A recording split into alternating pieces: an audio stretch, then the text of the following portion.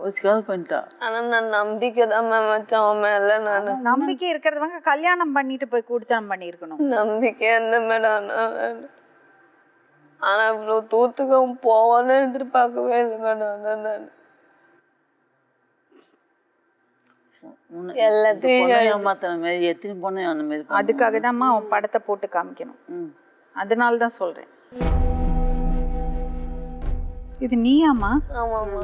அப்ப எப்படி இருக்கா பாருங்க இந்த பொண்ணு.